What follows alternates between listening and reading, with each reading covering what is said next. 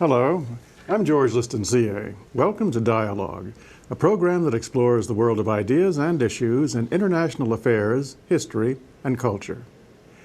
In recent years, the success of Al Jazeera in broadcasting news of the Middle East to the world has led many to see the channel as the ultimate expression of Arabic media.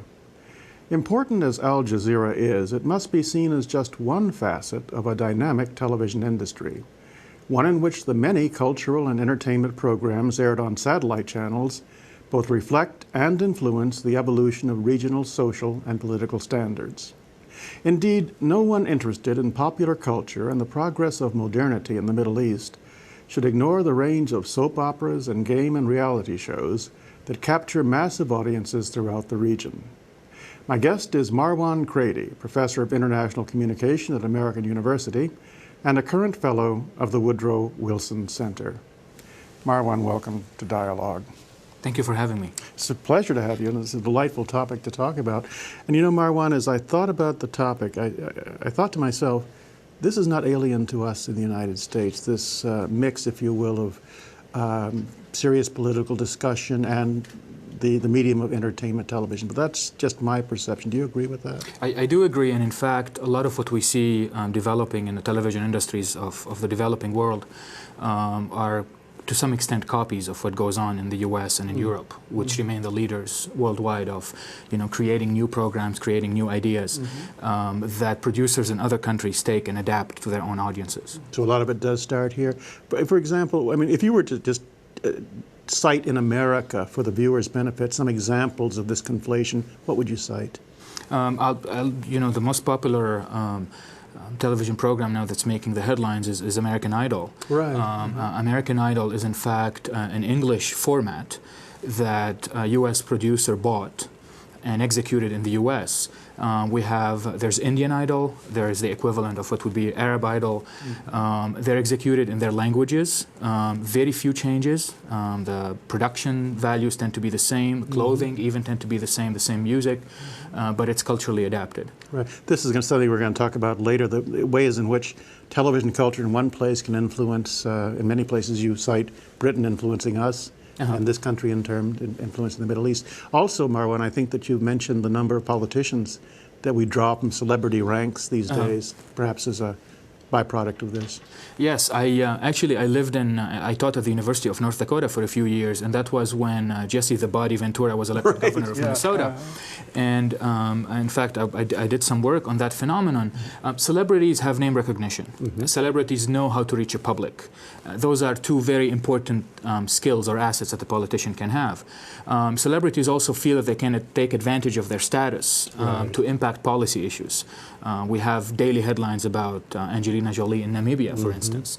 And so the overlap is really not a surprise. Right. We have many examples in history of the crossover happening. Yeah, I think we're going to get a lot more in the future, too. You know, one final thing, and I don't want to beat this into the ground, but it is absolutely fascinating, this conflation or transference of celebrity, television, politics, etc. I was trying to think of an example, Marwan, where something dynamic on television really did enter our political discussion here at home. And the best example I could come up with, I wanted to test it on you, was about maybe 20 years ago, Roots. Roots, the series of Roots about slavery in this country. Is that an example of the kind of thing you're looking at in the Middle East, where a television series can provoke can trigger dialogue? Absolutely. And in fact, I remember as a child in Lebanon watching Roots with my parents. We used to watch it every week. Really? Every single national station in the Middle East broadcast Roots. So I know exactly what you're talking about. Obviously, there it did not trigger the kind of debate. But yes, because especially television, in any society nowadays, in most societies in the world, the majority of people watch television. Right. Whenever there's anything that's controversial, that is followed by many people, that is watched by many people, it tends to spill over real life. Yeah. And that's exactly what I'm looking at. Speaking of what you're looking at, and speaking of seeing Roots in Lebanon, that actually sets the stage for my next question. One I really have been very curious about. And I guess you might call it the question of what are we talking about, Marwan, in terms of magnitude. One statistic that leaps out from what you've written is that there are 300 million viewers, or more perhaps, in the Middle Eastern region. But beyond that, what do we mean by satellite television? Who's producing for them? What are they producing? How much of the entertainment television part of the pie is there? Okay, the satellite television in Arabic covers about 24 countries. Most of the channels and the production companies tend to have strong Saudi ownership because in Saudi Arabia, obviously, especially now with the price of oil being what it is, there's a lot of money. And many Saudi business people who are close to the royal family have felt since the 1991 Gulf War they needed to have some media voices in order to shape events, in order not to be scooped by CNN and by other voices. In terms of production, most of the production tend to be based in Dubai. Dubai is one emirate, a province of the United Arab Emirates. The Prince of Dubai started a very progressive policy that he calls Open Skies policy, where he created media cities and knowledge village, inviting international companies to set up shop. They pay no taxes. They pay no energy. Their leases they have 100-year leases that are subsidized by the government, and so it's a Silicon Valley system of clusters. And so a lot of the Arab companies, European companies, U.S. companies get together, and obviously when you have that, you have a lot of cross-fertilization of ideas, of know-how. What's the place of Lebanon in that? And the reason I ask about Lebanon fascinates me as a country, and I think it's generally got the popular image of being the most Western, perhaps, of all the countries in the Middle East. And are very active in production of TV. Are they active in the satellite? Yes, they're very active. You know, Lebanon is a bundle of paradoxes. On the one hand, it's socially very liberal. Yeah. On the other hand, it does have some very radical conservative elements as well. But the Lebanese have been present in the media scene since the 60s. Lebanon had a very lively press, and in the 70s, when in the Gulf countries of Saudi Arabia, Kuwait, Bahrain, they started developing their media systems. They hired many Lebanese. And the Lebanese went there because salaries in the Gulf countries, the oil-producing Gulf countries, were a lot higher. The other thing that we see today is that the Lebanese tend to be quite dominant in the entertainment singers, production. dancers, comedians? As comedians, mostly as producers, as directors, as in the music video industry, it tends to be shared by the Egyptian and the Lebanese. The reality TV industry, which is the most popular now, the big advertising getter, is dominated by the Lebanese, which is not the case for news, for instance. I want to focus on reality television because I think some of the most interesting things in terms of our subject are happening through that. Just one question before turning to that, and it's almost an obvious one. What got you particularly interested in studying this particular topic? That is to say, serious political discussions, I gather, taking place among the populace, but inspired by what they see in entertainment television.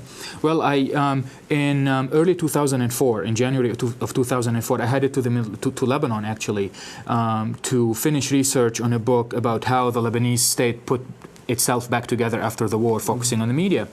And the first week I was there, I was walking with my family in a coastal city, and my son, who was barely 2 at the time, tried to run away. He crossed the street. He had just started walking, and I called him by his name, which is Bruno. And within 30 seconds, there was a group of several dozen young girls around us saying, "Bruno, who's called Bruno?" And I asked what was going on, and they said, well, one of the contestants on a show called Star Academy was called Bruno, which is not a very common name, obviously, in the Middle East. And I thought, I have to check this out. And sure enough, everybody I talked to was, the water cooler effect. People at work are talking about Star Academy.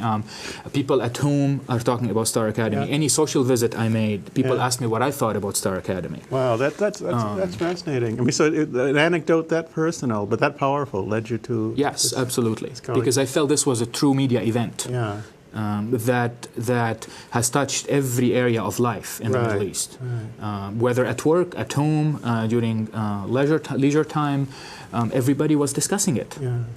Because everyone was discussing it, and because you specifically mentioned Star Academy and the reality shows, I'd love to turn to some of them right now and see how they're influencing what you're beginning to develop for your next book and the kinds of subjects that are being talked about in the Middle East.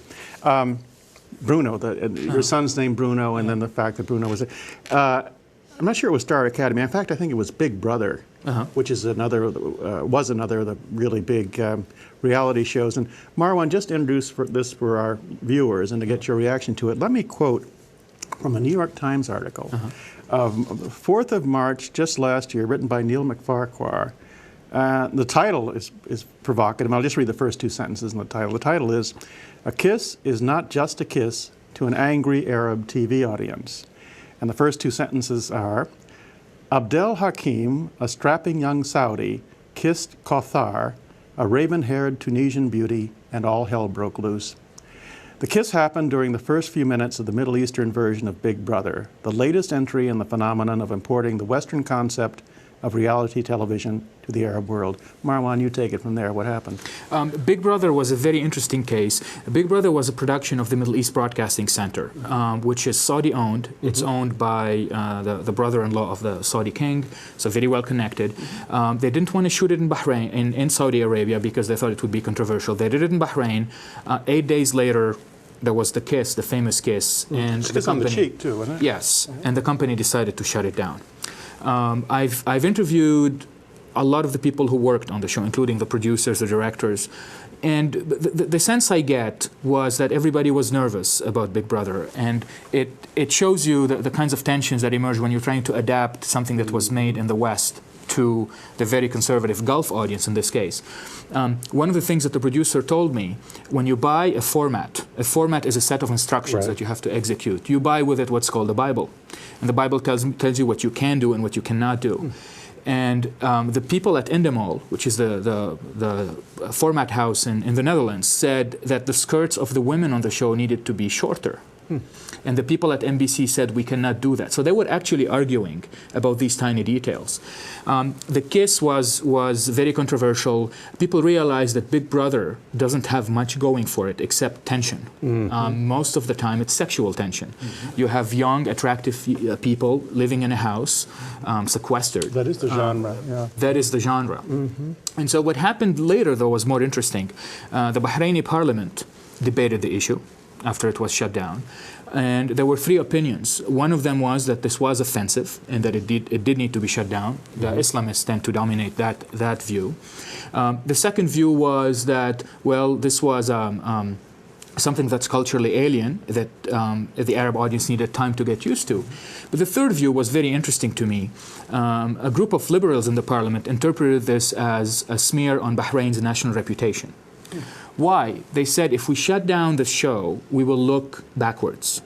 It will hurt our ability to attract foreign investment. Right. So you see a shift from a kind of a moral, social, cultural argument to a very economic argument. Yeah. And those are the kinds of debates that these shows are triggering in the region. That's a very significant statement, the one you just made, that it's not just a political discussion or even a religious discussion. There's an economic imperative that some are voicing.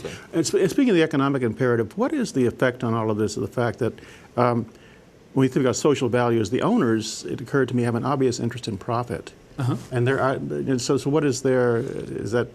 That is what several scholars have called the tension between morals and markets. The owners of these channels tend to be Saudi. And Saudi Arabia is socially speaking, the most conservative country in the Arab world. And yet, they tend to allow these Lebanese producers to really push the envelope because they know that attracts audience. So there's always a competition between moral values and market values, so to speak. And one of the things I'm showing in the book is that very often market values have won the day. Right. Marwan, with this development, and it sounds like a very, very dynamic, vibrant industry in so many ways, are there TV producers, I think of Lebanon again, but anywhere in the Middle East, specifically producing content, and I'm thinking of soap operas in particular, that want to provoke a response? And let me give you an example from this hemisphere. Global television in Brazil is very famous. In fact, I talked to the man who runs it in this country, and he says, you know, they make a very sophisticated effort of bringing forth issues like AIDS, women's rights, etc. Does that happen in the Middle East? Yes, absolutely. There's something very interesting going on, which is the rise of Syrian soap operas. In the past, Egypt used to dominate soap opera production in the Arabic language. Since the 80s, the Syrian state has offered its studios to private directors and writers and said, okay, you come and do what you want, but we have the right of first broadcast of whatever it is that you produce. And in the 80s, they were timid. It was historical stuff. You know, things that happened 300, 400 years ago tend not to be very controversial. But a couple of years ago, we started seeing there was one soap opera about AIDS. Most importantly for the region, there were two about terrorism. Really? There was one called The Road to Syrian Kabul. produced. Syrian produced. The most interesting was broadcast last year during the Ramadan season, which is like the sweeps, right? Everybody watches TV during Ramadan. And it dealt with how terrorist groups recruited young Arabs to go fight in Afghanistan against the Soviet invasion, and how these young people, some of them became recruits for Al-Qaeda. So it touched a raw nerve, lots of criticism, but the show still aired. Yeah. That's very interesting. Everything you just said is absolutely fascinating and brand new to me, and I'm betting to everyone watching the range and the importance of that kind of production. Another thing, Marwan, about what we're talking about, and I think you've emphasized this, not just in your current work, but in a book you wrote some years ago called Hybridization. This is by definition a two-way street. And I think you argue in that book, among many things, that this has always been going on. This history, cultures have always taken selectively. Is hybridization, that is well, you explain it in the course of your answer, but is it intensified in our modern age of TV? Is it somewhat more dynamic than ever before? Yes, it is. When you have ideas and values and images from one culture imported into another, there's always a mixture. This is what we call cultural hybridization. The problem with the mass media is that the ideas, the pictures that they bring are both in quantity and in quality, so much more than what we saw in the past, in the days of the press, or even before, when people's interaction were through travel, that on one hand they accelerate hybridization. They make more hybrids. More people adopt ideas that they were not born with, for instance, or lifestyles that they were not born with. But at the same time, it tends to radicalize at least one segment of the population, because social change always triggers resistance. Exactly. And so you have one group that changes and is able to cope with the change and thrives in the changing environment, but you have another group who feels that they have everything to lose, and they become radicalized, and terrorism is part of this whole mix. This is part of the mix of reasons that make people resort to violence. This idea that alien values are invading every single aspect of their life can be very disturbing to some people. An enormous dislocation, I guess, psychically and every other way. So you're living physically in your culture, but psychically and culturally not. Speaking of that, and speaking of the fact that the change you're talking about, I think you're going to be looking at every level, the individual, the family, the community, what people say informally, and then, of course, what politicians may or may not do, etc. I was fascinated in this regard by a specific group, and here I'm speaking of the Maronite Christian community of Lebanon. Lebanon is a country of many confessions and ethnic cultures. But I was struck by, and I would love to get your reaction to that community, and particularly the youth. And let me give you one anecdote, just to stress what a personal subject this is. There's one story about a young Maronite girl who wants to go out and stay, I think, at a party. It's around her, I don't know if it's her birthday or someone else's birthday. But the point is, it's going to extend past her curfew. Her parents resist this, but she cites the Cosby Show as the reason for her. I was fascinated by that. One of the interesting things about the Cosby Show is that it still ranks as one of the most popular shows ever to have been broadcast in the Middle East. And what was more interesting about it, this was before the time of the internet, and before the time when you would have in an average Arab house 2 or 3 television sets. So people watched it as families. And I do remember it was broadcast in Lebanon, for instance. It was Sunday at 8 p.m. right before the news, the best hour of the week, and everybody watched it together. The proverbial empty streets. Literally, the streets were empty because everybody was watching the Cosby Show. And the Cosby Show, as you know, shows an African American family whose parents really focus on social values with their kids, so that they would negotiate and they would ask many questions, and they would want to know who their daughter is going out with. And so this girl in Lebanon used that to her advantage, since her parents knew the Cosby Show, since she did, since they approved of how the Huxtables, were dealing with their children. She used it to her advantage. I don't want to belabor the point either, but I was fascinated by it. And I guess the question, without belaboring it, is what does that signify? I mean, the Cosby Show was intensely familial, and therefore I think congenial to Maronite community, to Lebanese community. But also there's this question of the individual and the family. Are these kids evolving some kind of new sense of what that means? And I mean, not becoming Americans, but sort of in their own cultural... Well, you know, nowadays, the Cosby Show was a very interesting example because it was really the last big show that people watched in families on a regular basis. Nowadays, media usage tends to be very personalized, very interactive. Most teenagers in the Arab world, obviously the middle classes, those who have the money, tend to be among the highest users of mobile phones, of the internet. Television now is satellite TV, which means that broadcasters cater to specific groups, so there are less and less shows that the family can watch together. That is changing the way that generations relate to each other. And in fact, that's one of the complaints from people who are socially liberal, who say, look, I don't have much in common with my children now because I want to watch something, they want to watch something else. And they go and do a download in their bedroom on the computer. How much polling goes on in terms of who watches what? There's quite a bit of polling. People say it's notoriously unreliable. I think it's becoming better. Most of the companies are based in Dubai and in Beirut. They typically tend to be local franchises or partners of global companies like the Gallup polls, like the French Ipsos-Stat. There's enough information that you can get a pretty good idea, even though it's not perhaps as scientifically accurate as we'd like it to be. But is it growing in sophistication? Absolutely. You know, Marwan, speaking of what they would be assessing, what they'd be looking at, there's a title from one of the programs. I read about it, and I'm not too clear on what went on, but I'm intrigued by the title. I'd love you to explain what this may or may not mean. The Storm Blows Twice. What was that? Was that? It sounds like a grand soap opera sort of thing. The Storm Blows Twice was a politically oriented soap opera. Produced where? Produced in Lebanon by the public television broadcaster, Tele Liban.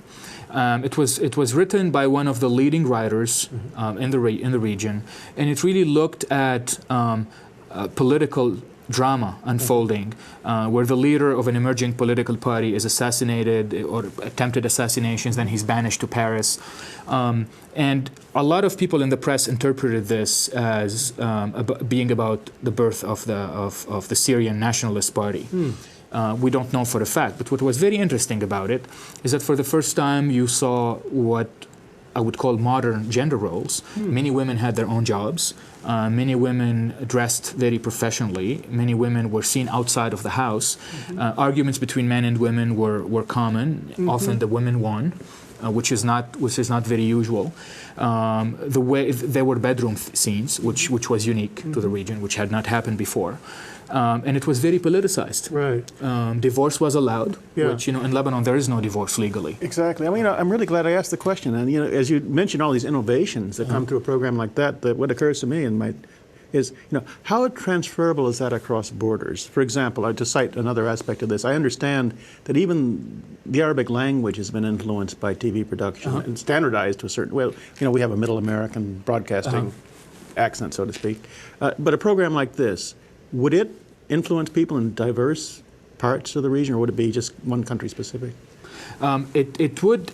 This did not really travel much for a very simple reason. It was broadcast on terrestrial television, so that it only reached really most of Lebanon. I see. But anything that goes on satellite will have a transnational audience.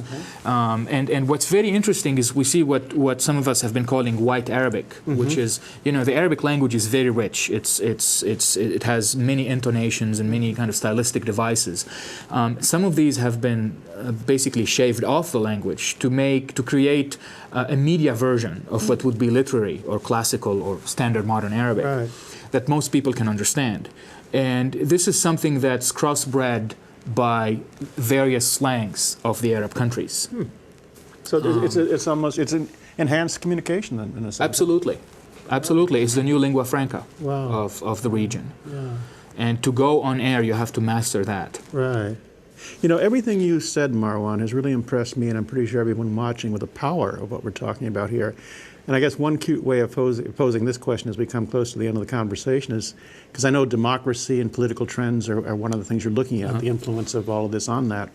And the cute way of phrasing this question is to say, will the revolution be televised, Marwan? I mean, how far can this go? What do you think, as you study it, what do you think the potential is in terms of really making permanent influence on It's like Well, politics.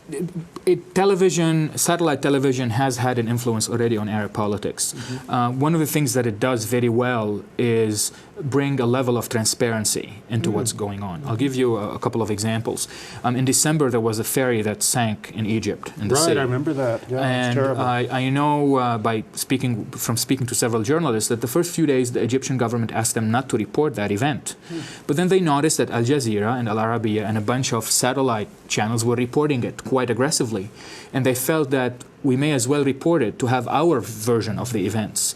And so this is just a micro event that illustrates what's going on at a larger scale, which is that there are very few secrets left. The days when television used to be dedicated to who the leader had dinner with and what he said in the morning and what he felt at noon are over. And so in that respect, I think it's already changing things. The other thing is that television now is not isolated from other media. A lot of the reality TV show, the music shows, depend for commercial viability on mobile phones, on viewers voting. Exactly. Every time you vote, you pay a couple of dollars. What happens then is that you have linked television to a small personalized media device that everybody owns, that everybody can own in theory. And so that gives access to people. And we have seen that in several events. People using mobile phones to snap pictures of the police beating up on demonstrators and sending these to news organizations who post them on their website. And so in that sense, it's affecting politics. I don't think it's directly affecting politics. I don't think we're going to see Jeffersonian democracy or any kind of democracy establish itself in the next few years. But there's definitely a process of chipping away at how authoritarian regimes govern their masses. Marwan, this has been an absolutely riveting conversation. Sincerely, I've thoroughly, and I think everyone watching this would agree with me. I've learned about 1,000 things. Thank you very much. And I guess, therefore, I look forward to the book. Thanks. Thank you. And that's our program. We appreciate your comments, and you can reach us at dialogue@wilsoncenter.org. I'm George Liston, CA, and you've been watching Dialogue, a co-production of the Woodrow Wilson International Center for Scholars and MHC Networks. Please join us again right here next week. And thank you for watching. Once again, thank you. Thank you. You were standing.